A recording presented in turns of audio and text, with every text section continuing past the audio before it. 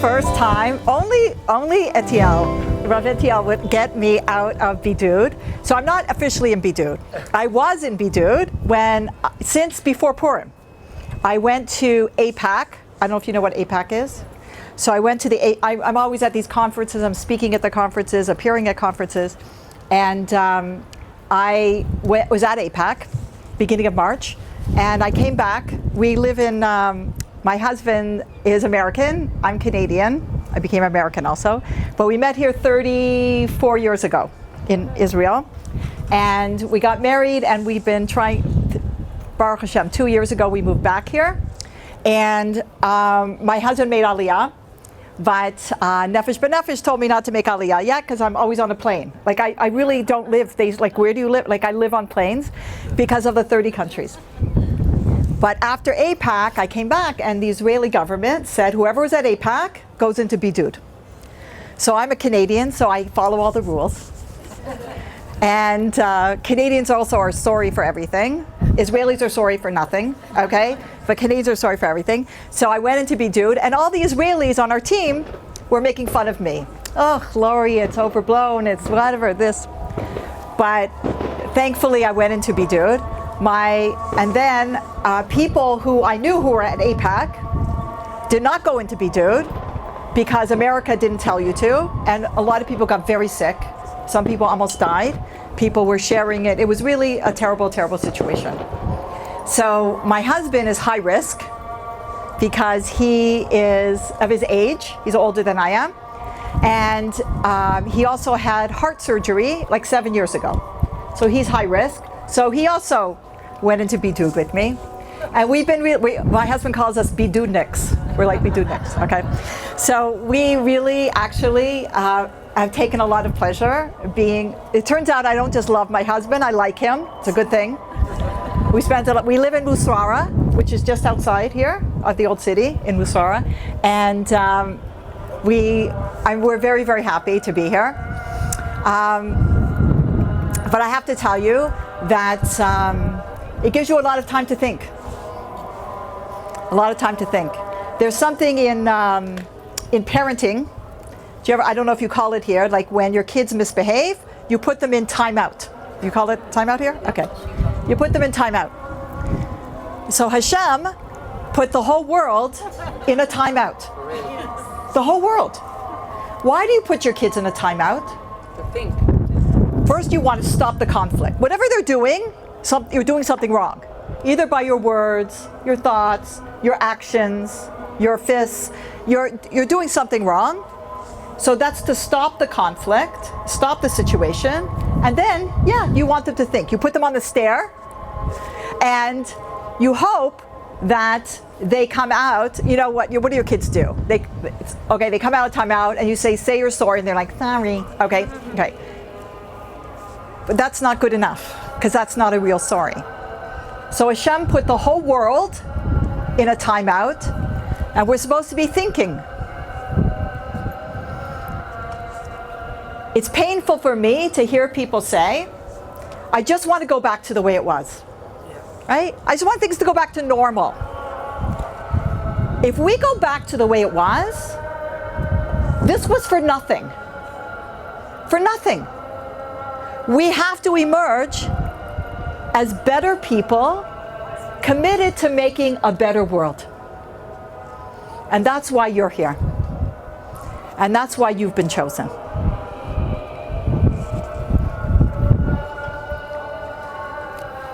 This is the 9 days preceding Tisha B'Av. And that's why Momentum has these spreading love masks. Because why was the Beit HaMikdash destroyed? I'm teaching on Zoom, like Gehenna is a Zoom meeting you can't get out of, like leaving, can't leave, you're like constantly, okay. So I'm speaking, like tomorrow I'm speaking in Greece, Turkey, and Poland from my table, from my dining room table. We have virtual road trips where all the trip leaders of Momentum are going to different cities and countries, and the women, the over 20,000 women who have been on our trips, are coming on from that city. It's like a reunion, you see everybody, and we're teaching. So I've been teaching about Tisha B'Av and talking to them about the Beit HaMikdash, but I didn't have this visual aid, All right? This is amazing that you're sitting here during the 9 days before Tisha B'Av, seeing this. So if you multiply it, I think 4 times, that's how high, how palatial the Beit HaMikdash was. And that's where the whole world, Jewish and non-Jewish, felt and saw the oneness of God. There was unbelievable clarity in the world. We're not living in a world of clarity now, we're living in a world of confusion. But why was the Beit HaMikdash destroyed? Not because we didn't keep kosher, not because we didn't keep Shabbat. You know, it's because of sinat chinam, senseless hatred. So our rabbi, of blessed memory, Rabbi Noach Weinberg, who is the Rosh Hashiva, the founder of Esha Torah, he taught us that the definition of sinat chinam is when you hate somebody because their mistakes are different than yours. I would never do that.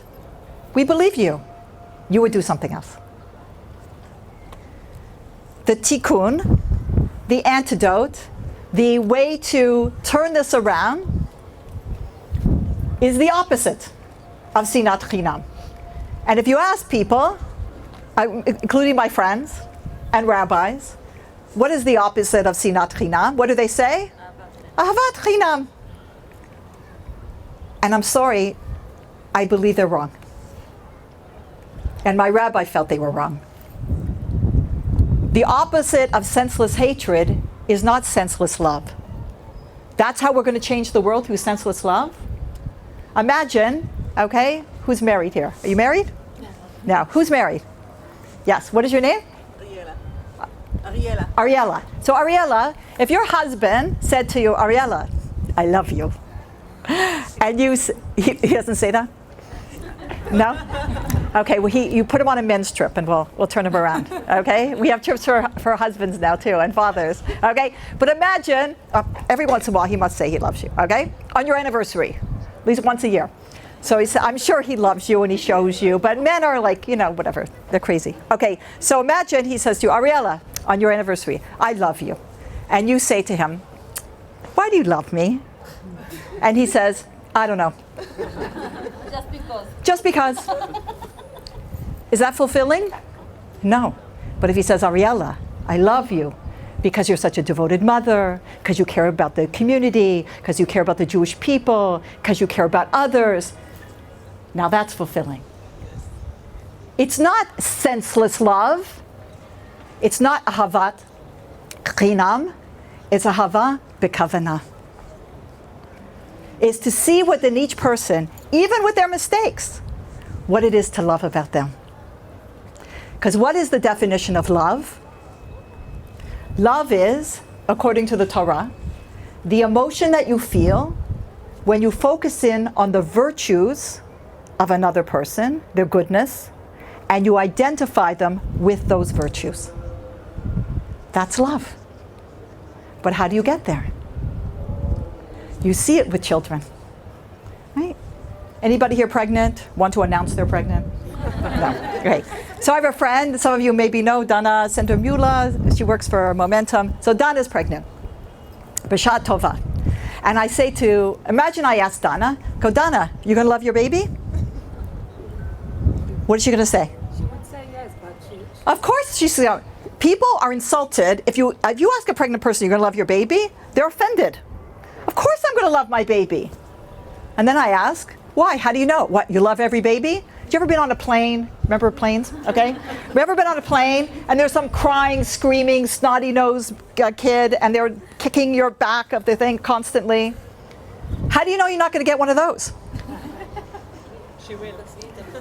Why does every parent, every mother, every father say, of course I'm going to love my baby? Even before they're born, they don't even know what they're going to get. It doesn't matter. Boy, girl. Extrovert, introvert. Quick to anger, easygoing. It doesn't matter. Athletic, creative. Why do they know that they're going to love their child? Because they made a choice. before the baby was born to love that baby. What do we learn from this?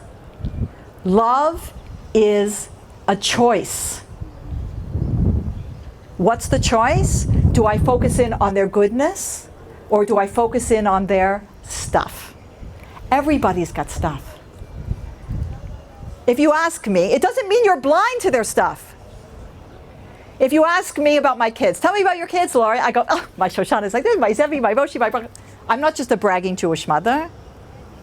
That's how I see them.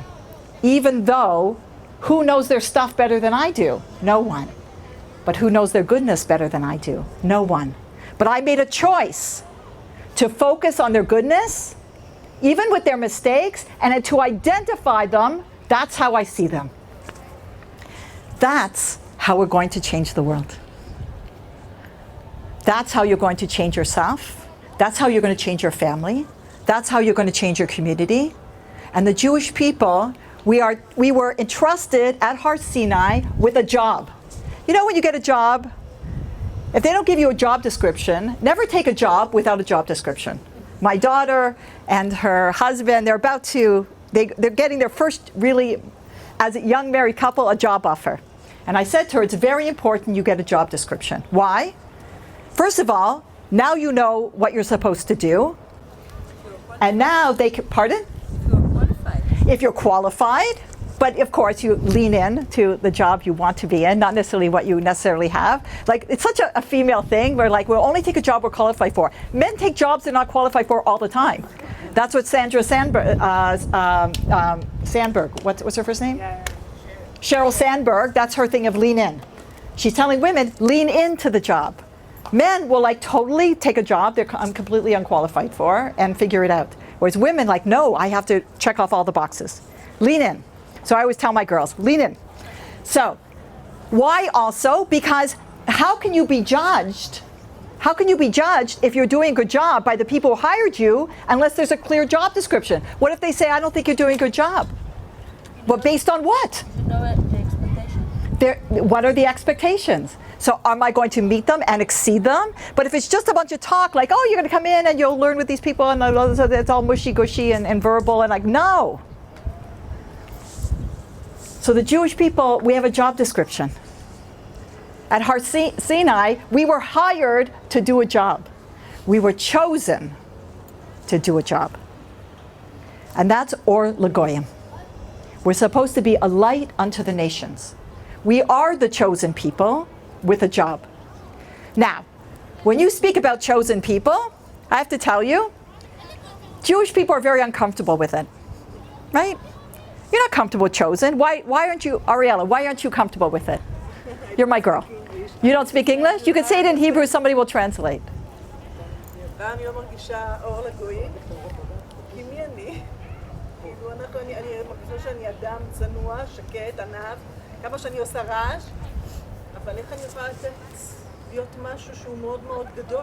Okay, so who can translate? I want to make sure I got it.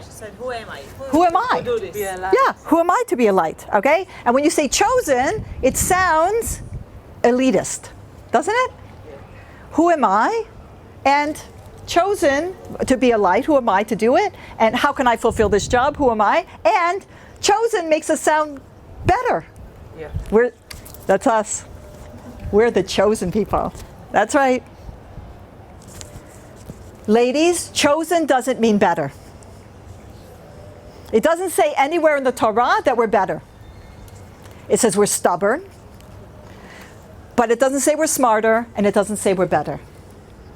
Is anybody here an oldest child? You're the oldest one of your family. First one? Yeah, first one. What is your name? Hadas. Hadas. So Hadas, you have, how many siblings do you have? Two. Another two. Okay. So were you, did you have more responsibility than your siblings? Yes. Were you expected to be an example to your siblings? But did you? I think that to be the first, like you said, it's obligation. It's not just you should be better all the time. You should get better all the time. But Hadas, I'll ask you the last question. Did you also have a special relationship with your parents because you were the first? Yes. Yes. I have 5 children. I love all my children. But my first, Shoshana, changed my life forever. Really, your first changes your life forever. Everything changes.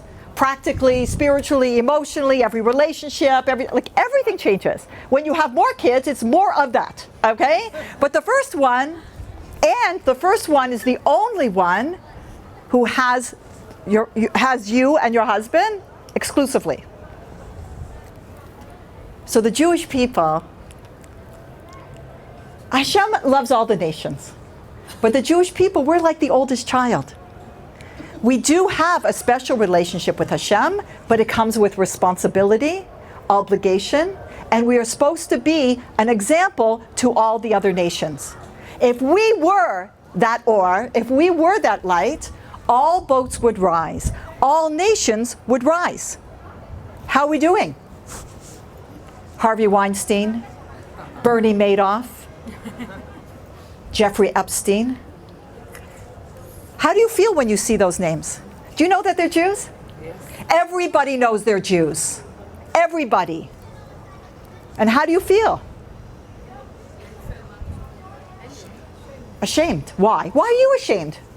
Why should it reflect on you? Because it's like a reflection. It is. Why? Because you're Jewish and I'm Jewish. That's right. We need to be good people. Because he's Jewish and I'm Jewish. And we're supposed to represent something. Yes, Ariella? Or Lagoyim. But we're not doing our job. A light, we are very dim light. A very dim light. If the world is messed up, it's our fault. It's our fault. Because we're not that example. We're not doing our job. And that's why the whole world is going down. Why did Momentum decide to focus in on women? Momentum started in 2008 with 8 women. I chose 7 other women in the Washington, D.C. area, which is where I was living, to go away to talk about how can we change the world. It's a lofty mission, yes? Why did I say that? And why did I put the bar high? Because I was traveling around the world speaking, and I saw that Jewish communities around the world were getting weaker and weaker and weaker. I'm not one of those people who just speaks. I was a public speaker at the time. There's a lot of rabbis, There's not a lot of women in the Jewish world speaking. So I became a very sought after speaker. I'm speaking, and I'm not one of those speakers that can just speak, everybody claps, they pay me, and I move on to the next country. My husband's a rabbi, and I remember coming home and saying to my husband, do you want to be the chief rabbi of Costa Rica? It comes with maids and a driver and a house. And he said, I don't speak Spanish. I said, Yaakov, you're smart. You can learn Spanish. Maids, a driver, a house, okay?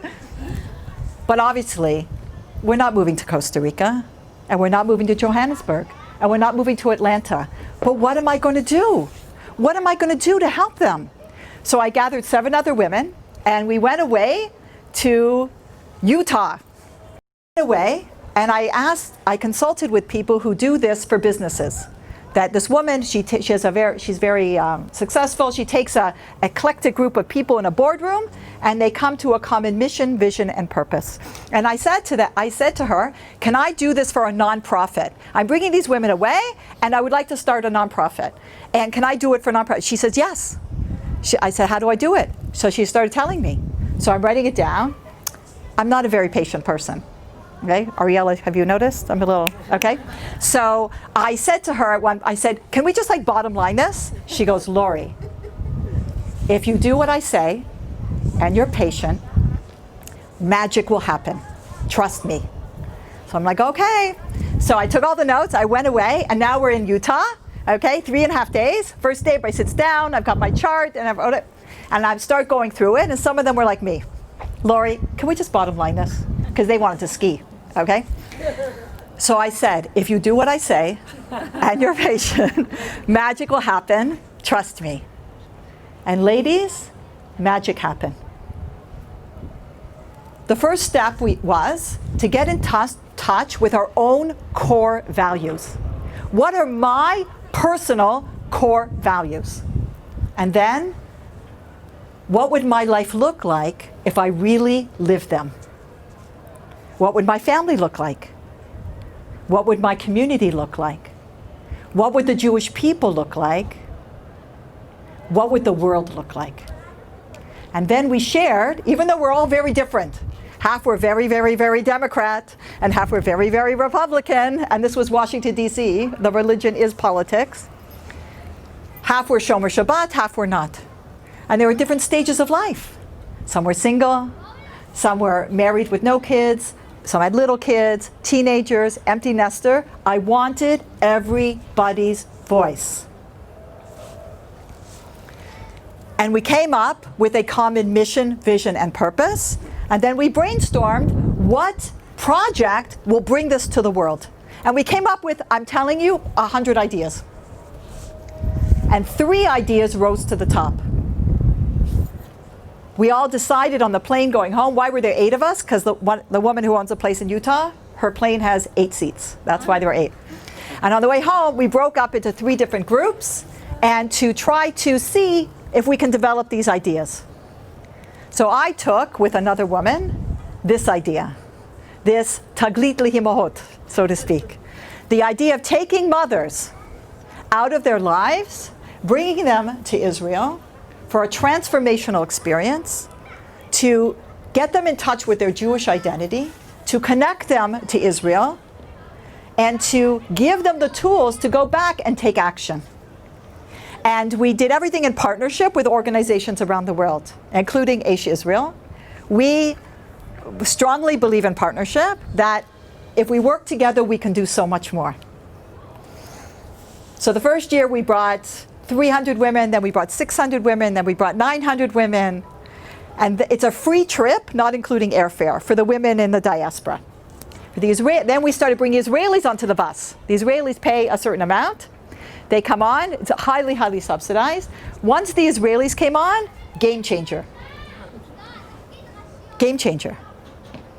But first, when we first started, because I was thinking, how can we create an international movement, a women's movement, based on Jewish values and leave Israelis out? Half of the Jewish world lives in Israel. But it was very challenging. Why? Because we work in partnership. So I went to different organizations to try to partner with them. And we had many organizations in the world wanting to be part of this. I went to Israeli organizations, and they were, my team begged me, after the first year, not to do this anymore.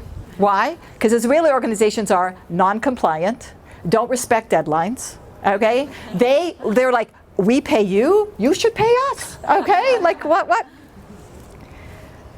But we were not going to give up. And we found excellent partners, including Aish Israel, to partner with us.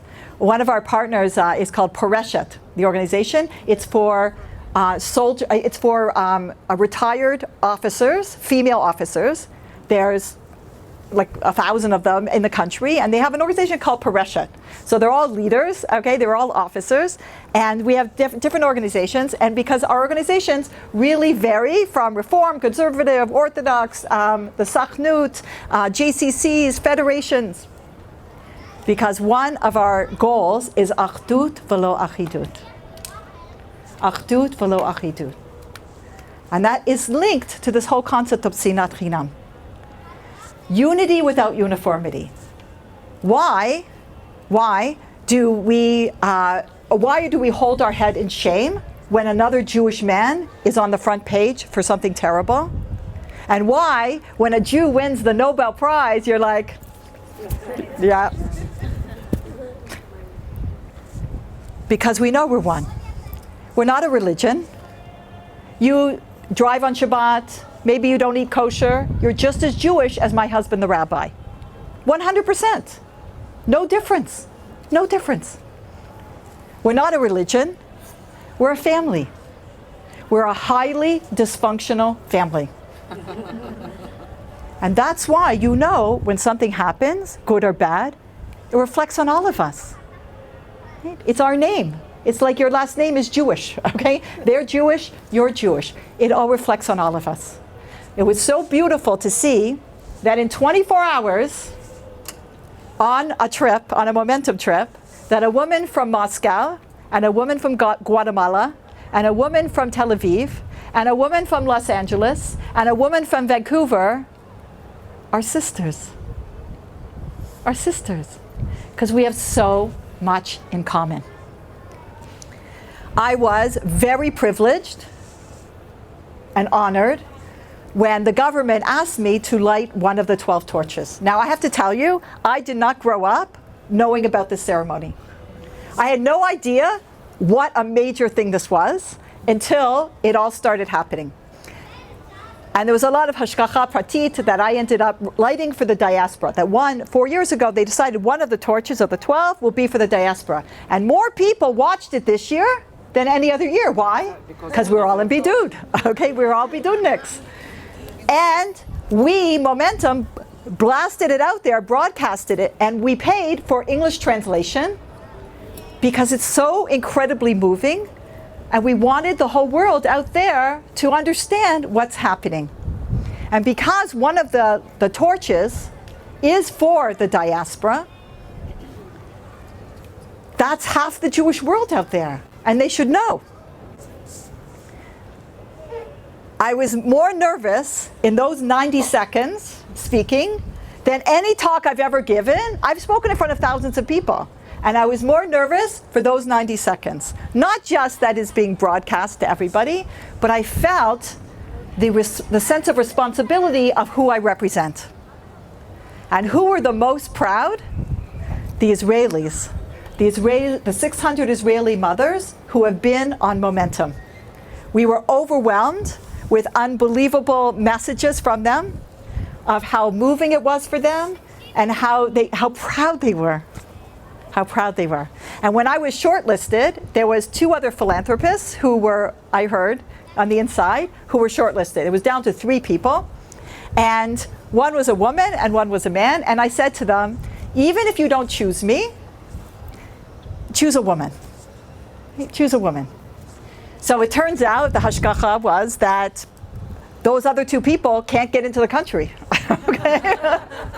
So really it all came together that this was my year.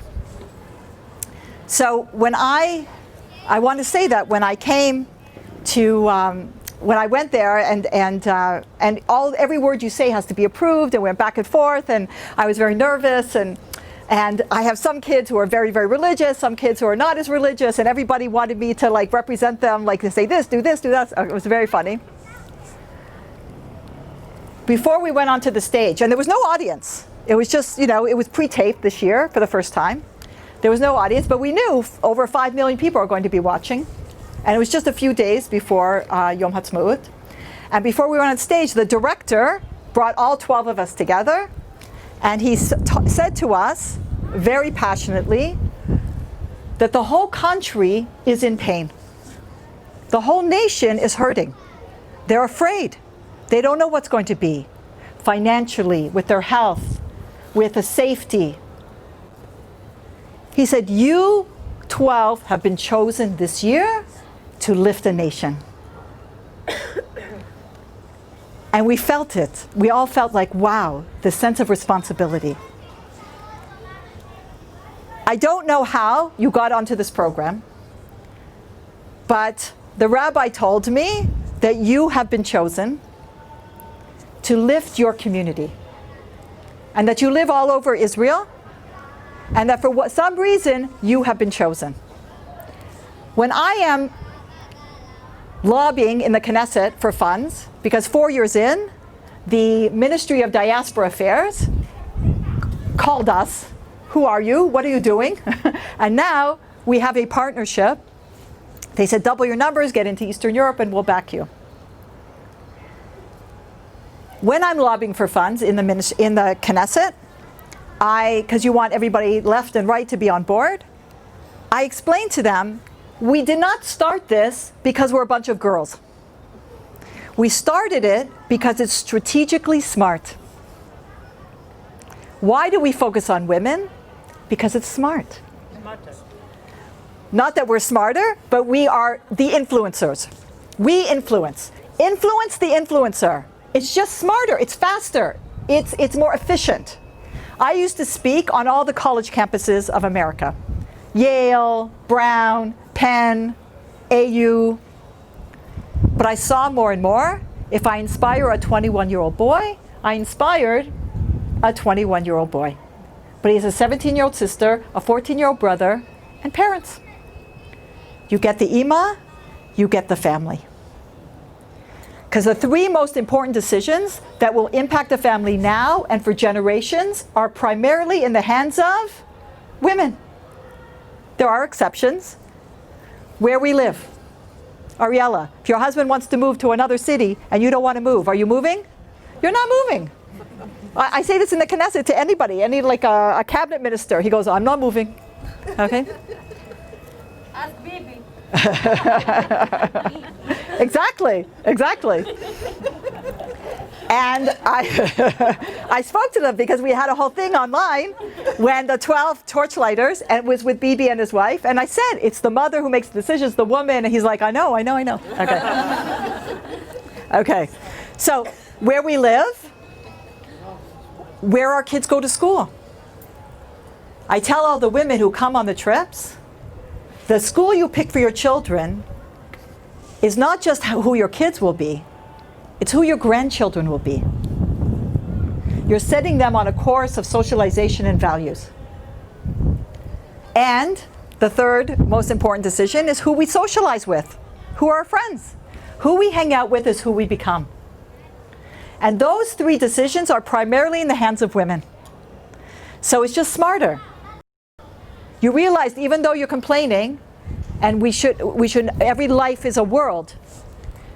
New Jersey, Israel's about the size of the state of New Jersey. New Jersey has 1 million more people in the state than we have here. We've had 400 deaths, just over 400. They've had over 12,000. People are noticing. And they're also seeing the rise of anti-Semitism. As this happens, the social unrest, and who are they blaming? The Jews, as if we had anything to do with this, because they always blame the Jews. And the writing is on the wall, and some people are reading the writing. And who's calling my friend, the real estate agent? She says, call. Almost all the calls are from women. Women. My husband will tell you, we would not be here, living here, if it wasn't for me. When we met here, we got married in Toronto, moved back to Israel forever. 4 months into forever, Hashem had other plans. We made a 3-year commitment to the Jewish community of Toronto, and it took us 32 years to get back here. And he'll tell you, I never gave up for one day that we're moving back. Not a day. Not one day. Because you see, in the Torah, in Tanakh, the men give up. The men lose faith. The women, never. Never. And I had many interviews with magazines and newspapers about after I lit the torch. And a couple of them asked me the same question. Who's your role model? They go, who's your role model in this world? And I talked about my mother. And they said, who's your role model of anyone in history in Tanakh? And I said, Esther Hamalka, Queen Esther. Why? Because when Mordechai went to Esther, when Haman and the whole thing was happening, and Ahasuerus says that he's going to wipe out the Jewish people. So Mordechai goes to Esther, and he says to Esther, you have to go before the king, and you have to beg for the salvation of the Jewish people. And what did Esther say? No. No. If I go before the king uninvited, and he's not happy with me, off with my head. No. And what did Mordechai say to Esther? And this is the most telling part of Megillat Esther. He said, Esther, if destruction is going to come to the Jewish people, don't think that you and your family will be safe in the palace. And if salvation is going to come to the Jewish people, it does not have to be through you. But God has placed you at this time, in this place, for a reason. And for perhaps this reason. And you can make a difference. And she got up the courage, and she went before the king, and she saved the Jewish people. So ladies, Hashem doesn't need you. God doesn't need you. God didn't need me to start momentum. God could take care of everything himself. God's got more power, more money, more ability. This was my opportunity. When I saw there was a need, and I stepped to take with these 7 other women to take responsibility, this was my opportunity to grow, and I've changed tremendously through it. So the Almighty doesn't need you to do anything for Him. Don't do Him any favors. But this is your opportunity. You can go back to your communities, you can go through this program, you can build yourselves, and you can make a difference. If not you, it could be somebody else. But if you look around, and that's what our rabbi taught us, and you see that no one's doing anything, he says that means you're responsible. Don't say somebody should do that, somebody should write a letter, somebody should... Don't say that. You're responsible. It doesn't mean you have to do everything. I had to hire a lot of people and raise money and do things because I have a certain amount of talent in certain areas and nothing in other areas. And the Almighty brought me amazing people. And lives have changed. And we feel that we've just begun. I feel very blessed that I'm here in Israel with my husband. My son, who was the Chayel Boded, who served here, and then he moved to Canada where he was born. He goes, I'm going to make my life in Canada. On Lag BaOmer, he sent us an email, I'm making Aliyah. I'm coming home. So 3 out of 5 are going to be here, and I'm not giving up on the other 2, and they know it, because I'm relentless, okay? And you have to be relentless. Keep your eye on the goal. God can do anything. You ask Hashem, and you are here in the center. Before you leave, ask Hashem in your own words, from your heart, to help you in any aspect of your life. And I promise you, you will see miracles, just as I have. So ladies, you should have a lot, my bracha to you is you should have a lot of clarity in your life. A lot of clarity in every aspect of your life. And also the courage to live your clarity. Toda, ladies.